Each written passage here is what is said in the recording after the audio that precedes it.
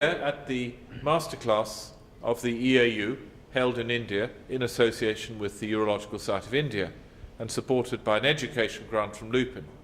I'm delighted here to be working with my colleague, Professor Arnulf Stenzel, who's the chairman of the EAU Scientific Congress Office. Now, Arnulf, at this meeting we highlighted many of the key issues which came up at the EAU meeting in Copenhagen.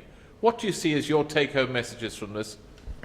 Well, I think the principal take-home message here is how important it is to have this educational content from the meeting spread out to other people, to people that have not been able to attend that meeting. I mean, this meeting had more than 300 sessions. We had 7 plenary sessions. We had 20 thematic sessions. And there was so much information, content, news in there, so that it would be a shame if other people than those being there would not be able to have access to that. Now, certainly we had well over 600 people at this meeting, and there was enormous interaction with the audience, which was absolutely great. You yourself actually highlighted aspects relating to urothelial cancer and renal cancer. What are your take-home messages from that? Well, the take-home message in the urothelial cancer part was that we have to change our approach in the diagnostic workup, in the diagnosis of urothelial cancer, including not only imaging but also tumor markers and molecular markers that would allow us to better have or differentiate between those patients with advanced tumors that may need systemic therapy prior to cystectomy, and if they would need that, whether it would not be better to give them immunotherapy instead of systemic therapy, or if these patients should better go right away into cystectomy and then later on have a systemic therapy if needed.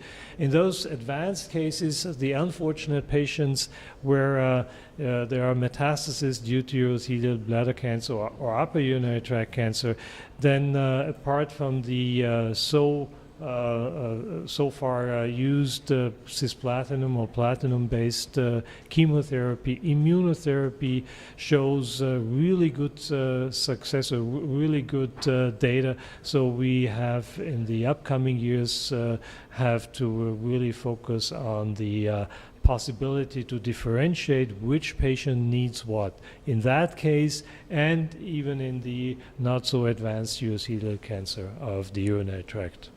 Do you ever see a time then when potentially immunotherapy may actually start to replace some surgery?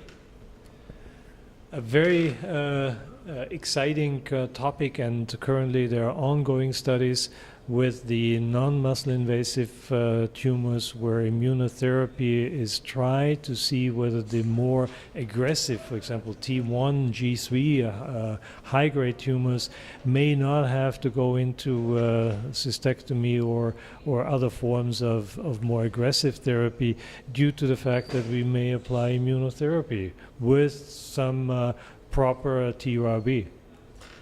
What's the most interesting aspect that you've seen with renal cancer? And I know there's been a lot of discussion about partial nephrectomy in the recent past and laparoscopic techniques, but what do you see as the main take-home message from 2018?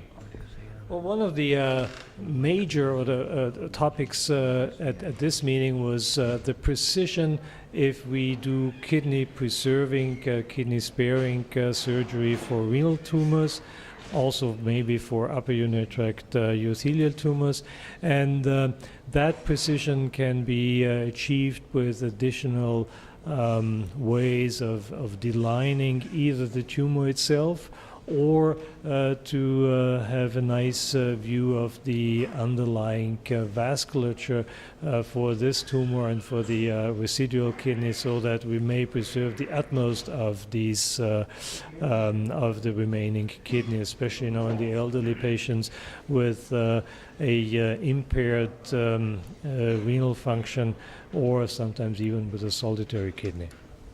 Well, thank you. It's been a great event. Like me, I'm sure you've enjoyed it very much and meeting many new friends and colleagues. And we look forward to meeting people again next year, don't we? Great success. Thanks a lot.